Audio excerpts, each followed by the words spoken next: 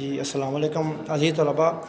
आज का हमारा जो फ़िज़िक्स का टॉपिक है वो रेज़ोल्यूशन ऑफ वेक्टर्स है। रेज़ोल्यूशन ऑफ वेक्टर्स, जैसे आपको पहले भी ये बात मैं पहले बता चुका हूँ कि हम वेक्टर्स को ऐड करते हैं by head to tail rule. हम दो या दो से ज़्यादा वेक्टर्स को जब ऐड करते हैं तो हमारे पास एक रिज़ल्टेंट वेक्टर हासिल होता है। इसका मतलब कि अगर हम दो या दो से ज़्यादा वेक्टर्स को हम ऐड कर सकते हैं करके हम एक रिजल्टेंट वेक्टर हासिल कर सकते हैं, तो फिर हम एक वेक्टर को डिवाइड करके उसके कंपोनेंट्स में हम उसको रिज़ॉल्व कर सकते हैं। तो बिल्कुल ऐसे ही ये रेजोल्यूशन ऑफ वेक्टर्स है कि वेक्टर्स को हम रिज़ॉल्व कैसे करते हैं उसके कंपोनेंट्स में। तो फॉर एग्ज़ाम्पल जैसे हमारे पास एक प्लेन है जिसमें ये देखें एक एक्स एक्सिस है, ये देखें ये एक एक्स एक्सिस और एक वाई एक्सिस। ये एक्स एक्सिस के लॉन्ग और वाई एक्सिस के लॉन्ग ये दो कंपोनेंट्स हैं। ये किसके हैं? ये फोर्स एफ़ के हैं।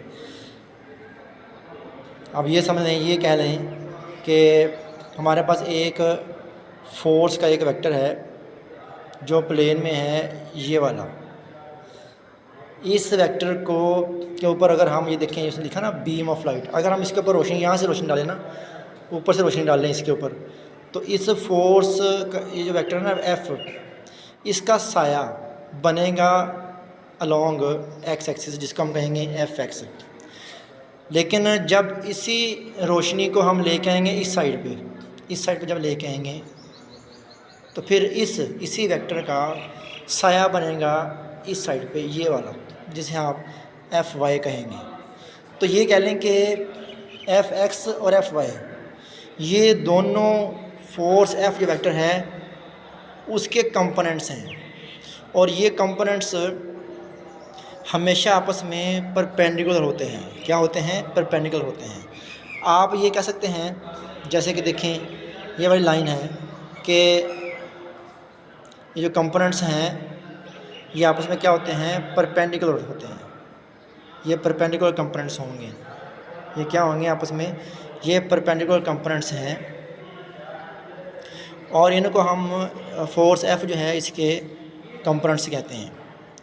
अच्छा, अब हमने इनको इस एफ़ को हमने रिज़ॉल्व कर लिया कितने कंपोनेंट्स में? दो कंपोनेंट्स में। एक है एफ़ एक्स और एक है एफ़ वाई। एक एफ़ एक्स है और एक एफ़ वाई, यानी कि जो अलॉन्ग एक्स एक्सिस है वो एफ़ एक्स है, जो अलॉन्ग वाई एक्सिस है वो है एफ़ वाई।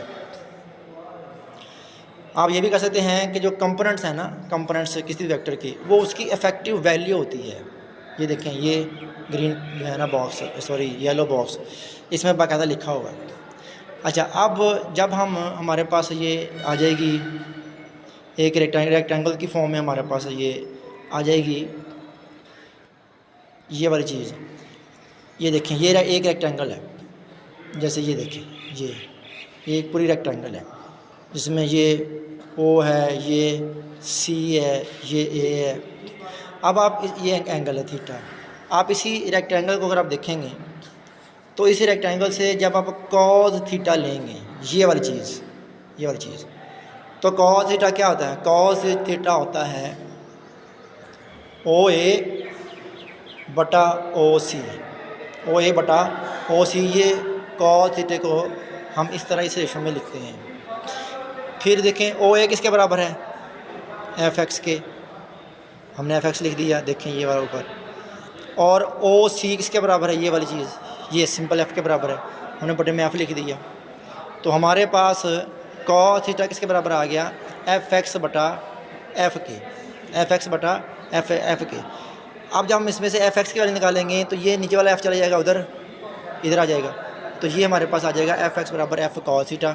ऐसे ही हम साइन थीटा लेंगे, तो साइन थीटा जब लेंगे इस रेक्टेंगल से, तो साइन थीटा क्या आएगा? ए सी, साइन थीटा क्या आ जाएगा? ए सी बटा ओ सी, ए सी बटा ओ सी। तो जब हम ए सी की वैल्यू पुट करेंगे, ए सी की वैल्यू क्या है? ये इस वाले की, इसकी वैल्यू एफ़ वाई है। जैसे कि ये और ये दोनों बराबर हैं, ये और ये दोनों एक ही चीज़ है, इसलिए उसने यहाँ से यहाँ लिख दिया इसको। तो ये हमारे पास क्या है, एफ वाई है, और ओ सी ऑलरेडी हमें पता है ओ सी किसके बराबर है, एफ़ के बराबर है। तो ये साइन थीटा बराबर आ जाएगा, देखें एफ़ वाई बटा एफ़। इसमें से हम एफ़ वाई को लदा करेंगे तो हमारे पास वैल्यू आ जाएगी एफ़ वाई की, F Y is equal to F sine theta. अब देखें एफ़ वाई और एफ़ एक्स दोनों की वैल्यू हमने निकाली हैं, तो ये एफ़ एक्स और एफ़ वाई दोनों क्या हैं, ये कंपोनेंट्स हैं किसके, एफ़ के। इससे साबित ये हुआ कि हम किसी भी वेक्टर को उसके कंपोनेंट्स में हम रिजॉल्व कर सकते हैं। इस मेथड को कहते हैं, इस तरीके को कहते हैं रेजोल्यूशन ऑफ वेक्टर्स। क्या कहते हैं, रेजोल्यूशन ऑफ वेक्टर्स। ओके जी, शुक्रिया, अल्लाह हाफ़िज़।